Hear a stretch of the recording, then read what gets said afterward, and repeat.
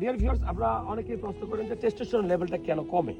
খুব সহজ করে বোঝানোর চেষ্টা করবো আজকে। আপনার শরীরে পুরুষ মানুষের বিশেষ করে, মেয়েদেরও থাকে কম, পুরুষ মানুষের বিশেষ করে এই হরমোনটাই হলো আসল চালিকা শক্তি, যে সেক্স হরমোন বলা হয় এটাকে।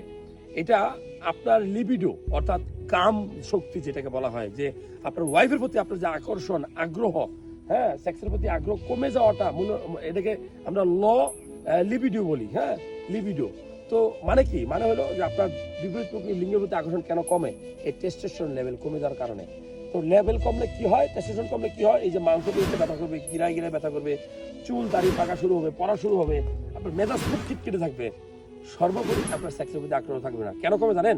এটা হলো খাওয়া দাওয়া যে আপনি খান সারাদিন, জাঙ্ক ফুড খান। আপনি কি পুষ্টিকর খাবার খান, সবুজ শাকসবজি খান? না, খান না।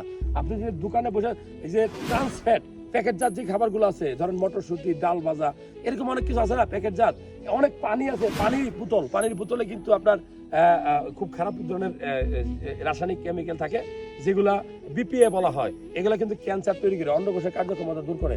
আপনি সারাদিন ধূমপান করেন, টেস্টোস্টেরন কমবে। অ্যালকোহল খান, টেস্টোস্টেরন কমবে। আপনি ঠিকমতো 6 থেকে 7 ঘন্টা ঘুমান না, টেস্টোস্টেরন লেভেল কমবে।